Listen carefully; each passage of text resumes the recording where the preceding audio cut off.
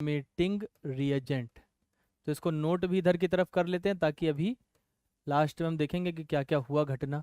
तो अभी तो जान पाए कि जिसके हिसाब से रिएक्शन चले, जिसके हिसाब से रिएक्शन चले,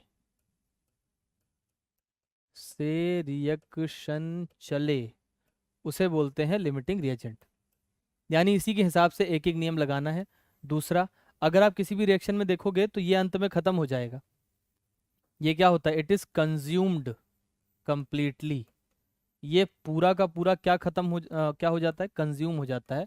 तो इट इज कंज्यूम्ड कंप्लीटली, पूरी तरह से खत्म हो जाता है।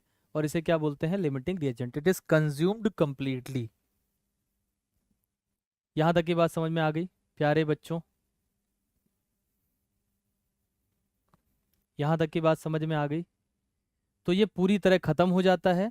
और लिमिटिंग, अब ये सवाल है कि लिमिटिंग रिएजेंट निकाले कैसे।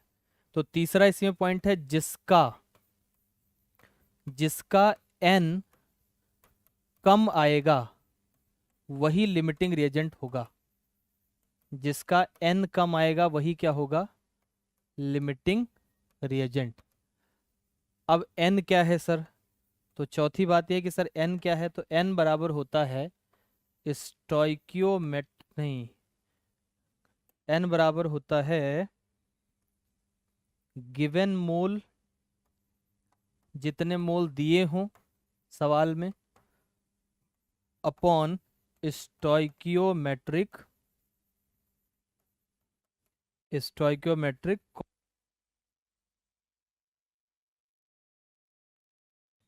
अच्छा सुन लिए थे, चलो। तो अब देखो दोनों का वैल्यू पुट करा तो किसका n ज्यादा है, किसका n कम आया? जरा देखो, इसका 2 आया, इसका 4 आया। अब आप मुझे बताएं कौन लिमिटिंग रिएजेंट है, ए या बी? अरे वैल्यू में देखो, इसका गिवन मोल 4 था, 4 दिए हैं। स्टोइकियोमेट्री 1 है, 4/1 बराबर 4। इसका मोल है 4, स्टोइकियोमेट्री है 2, 4/2 बराबर 2। नाउ यू टेल मी कि किसका n कम है? बी का n कम आया, तो हमारा लिमिटिंग रिएजेंट कौन हो गया? बी हो गया। तो मैं ये इसको ऐसे टिक कर लूंगा कि भाई तुम क्या हो? एलआर। एलआर मतलब लिमिटिंग रिएजेंट। सारी कहानी तुम्हारे ही हिसाब से चलेगी। जो भी पूछा जाएगा मैं किसके हिसाब से आंसर करूंगा? लिमिटिंग रिएजेंट के हिसाब से, यानी बी के हिसाब से आंसर करूंगा। अब आप मुझे मेरे सवाल का जवाब बताएं कि सी कितना बनेगा इस केस में। How much see is formed. अगर आपको याद हो, इसके हिसाब से बन रहा था 12, इसके हिसाब से बन रहा था 6, तो मेरा आंसर हो जाएगा 6, क्योंकि मुझे पता चल गया मुझे किसके हिसाब से चल रहा है, लिमिटिंग रिएजेंट के हिसाब से। निकालने के लिए फिर वही 2 रुपये में 3 टॉफी, तो 4 रुपये में 6 टॉफी। अच्छा, जो बच्चे टॉफी नहीं खरीद पाते हैं उनको मैं एक बात बताना चाहता हूँ। जो नहीं टॉफी खरीद पाते हैं इधर देखें, जिनको जिनको टॉफी खरीदना नहीं आता वो इधर देखें। लिमिटिंग रिएजेंट इधर देखो ध्यान से, बहुत ध्यान से। जब लिमिटिंग रिएजेंट डिसाइड हो जाए ना कि ये वाला है, तो उसका ये बटे ये और इसका ये बटे ये बराबर होता है। इसका मतलब क्या है? मान लेते हैं इसके n मोल बनेंगे, पता नहीं है ना कितने बनेंगे, यही पूछा गया है। तो आप क्या करो, इसका गिवन 2 है अपॉन 4, 2 बटे मतलब इसका ये बटे ये बराबर हो जाएगा इसका स्टोइकियोमेट्री बटे n। यहाँ से कैंची गुणा करके सॉल्व कर लो। कैंची गुणा मतलब क्रॉस मल्टीप्लीकेशन। यहाँ से भी n बराबर कितना आ जाएगा? 6। तो if you are not that good in ये एक एक नियम, यू यूज दिस मेथड कि दिस बटे दिस बराबर दिस बटे दिस।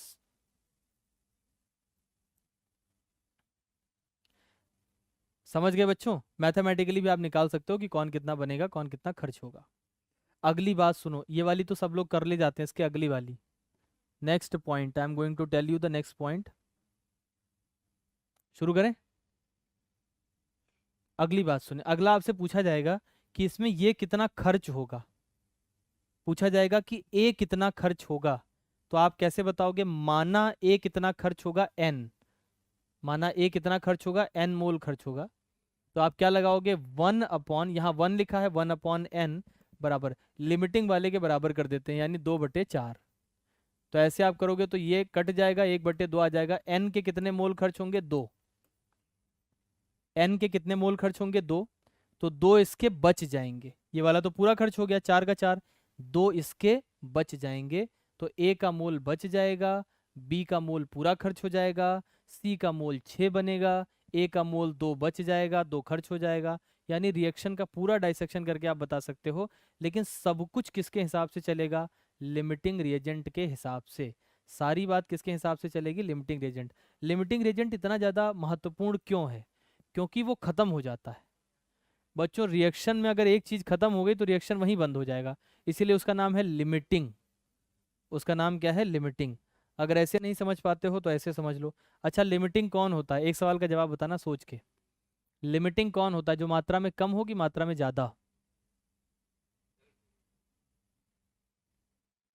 लिमिटिंग कौन होता है? जो मात्रा में कम हो या मात्रा में ज़्यादा? तो 99.9% बच्चों ने कहा है जो कम हो। गलत जवाब है।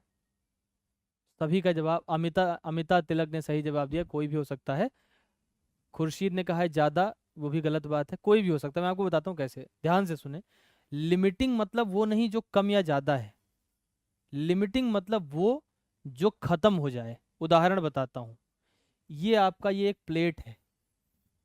एक प्लेट है, इसमें आप खाना खाने गए। खाना खाने गए तो आपको दिया गया आलू का पराठा, गरम गरम आलू का पराठा। एक पराठा, दो पराठा, तीन पराठा, चार पराठा। अच्छा, सारा पराठा सेम साइज का है, वो बनाने के लिए दिखे इसलिए रखा है। तो पराठा कितना पाए? चार। साथ में पाए अचार। ये इधर अचार रखा है। अचार का रंग है लाल। किस रंग का अचार है? लाल रंग का। इधर अचार, इधर पराठा। कुछ लोग बेचारे मुंह में पानी आ रहा है, खाए नहीं जो खाना। I can understand. मैं कह रहा हूँ अचार है, पराठा। अब सबसे पहला सवाल पूछूंगा आपसे। देखो, पराठा कितना है? चार। ये जो अचार है ना, दिस अचार इज सफिशिएंट ओनली फॉर दो पराठा। दो पराठा भर का अचार। दो पराठा का अचार। कितना अचार है? दो पराठे भर का। और जब तुम जो है बहुत ही चूजी किस्म के इंसान हो, अगर अचार नहीं तो बंद कर देते हो। तो मैं कह रहा हूँ पराठा कितना? चार। और अचार कितना? दो पराठे भर का। अच्छा, तुम जो उसूल वाले आदमी हो, बिना अचार के पराठा नहीं खाते हो। तो बताओ पहले कौन, नहीं, पहला सवाल, मात्रा में कौन ज्यादा है? किसकी मात्रा ज्यादा है? पराठा की अचार? कोई अचार ना बोल देना अचार इतना सा होता है और पराठा इतने बड़े बड़े होते हैं। कहते हैं सर अचार की मात्रा। मात्रा में कौन ज्यादा है? पराठा। लेकिन पहले खत्म कौन होगा? अब दूसरा सवाल ये है, पहले खत्म कौन होगा? अचार। तुम्हारे रिएक्शन को बंद कौन करेगा? रिएक्शन का मतलब, वो रिएक्शन मतलब समझ ही रहे होगे। तुम्हारा जो रिएक्शन है उसको बंद कौन करेगा?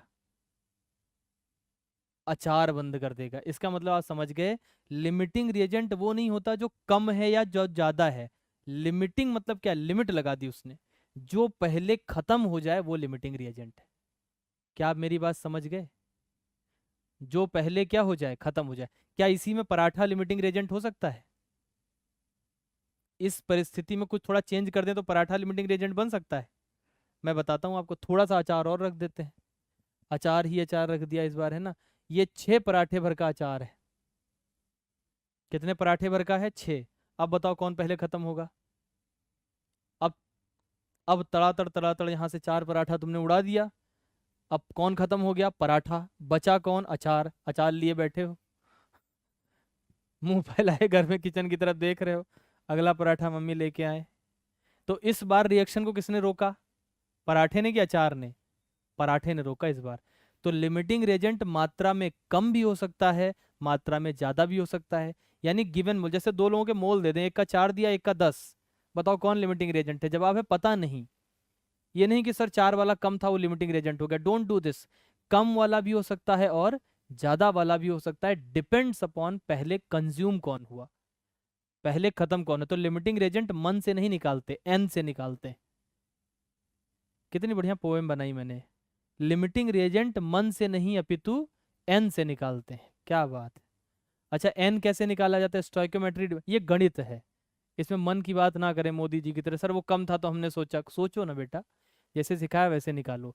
एन की वैल्यू निकालो। एन जिसका कम, उसका उसका उसका। समझ गए? तो लिमिटिंग रिएजेंट कौन हो सकता है? मात्रा में कम वाला भी, मात्रा में ज्यादा वाला भी। बनेगा वो जो कि पहले खत्म हो जाएगा। तो मैं पांचवी बात लिखता हूं, 1 सवाल लिखता हूं। Limiting reagent, limiting reagent is that reagent, limiting reagent is that reagent, A option दिया है which is less in amount, और अमाउंट आपको ऑब्वियस सी बात है किलोमीटर में तो देगा नहीं, मोल में देगा। B which is more in amount, more माने ज्यादा, राष्ट्रीय पक्षी ना समझ लेना। See it doesn't matter, it doesn't matter what amount is, what amount is, limiting reagent is that, limiting reagent is that which is consumed first, which is consumed first। बताइए भाइयों बहनों कौन सा टिक करिएगा, पहला टिक करिएगा कि दूसरा टिक करिएगा कि तीसरा टिक करिएगा? समझ गए, ए टिक करिएगा कि बी कि सी? अब इतने के बाद भी ए टिक करोगे तो फिर तो आत्महत्या जैसी परिस्थितियां बन जाएंगी यहाँ पर। बच्चों आपके केमिस्ट्री डिपार्टमेंट के हेड ऑफ द डिपार्टमेंट आ गए हैं, तो एचओडी सर आए हैं, कहीं तो मैं मुलाकात भी करवा दूं आपको। इनऑर्गेनिक पढ़ाते हैं राजीव सर, मैं नमस्ते करके बात करता हूं सर से। सर आ जाइए सर, बच्चे कह रहे हैं कि सर को एक बार दिखा दीजिए, बस एक मिनट सर आ जाइए सर, बच्चे आपको देखना चाहते हैं। सर आप सर को तो पहचानते होंगे बच्चों, sir head of the department chemistry है। हाँ sir head of the department है और मैं सर के अंडर में काम करता हूँ, नहीं तो सर मुर्गा बना देते हैं, कई बार सुबह सुबह मुर्गा बन के आना रहता है। अभी सर देखने ही आए थे कि मैं ढंग से पढ़ा रहा हूँ कि नहीं, नहीं तो उधर ही एक डंडा रखा रहता है।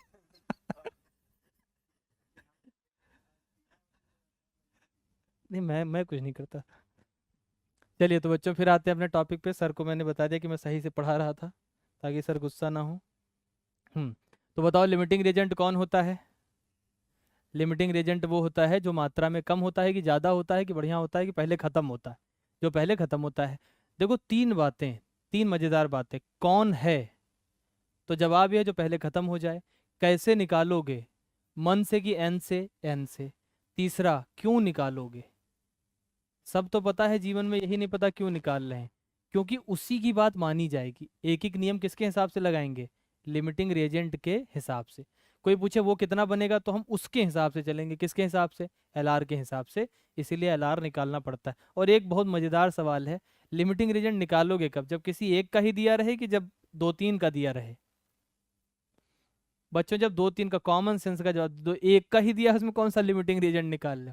मेरे पास सिर्फ पराठा है, बताओ पहले कौन खत्म होगा?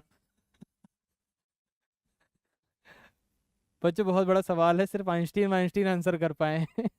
मेरे पास सिर्फ पराठा है, पहले कौन खत्म होगा? सीधी सीधी बात है, पराठा ही खत्म, और कोई है ही नहीं तो काहे का खत्म।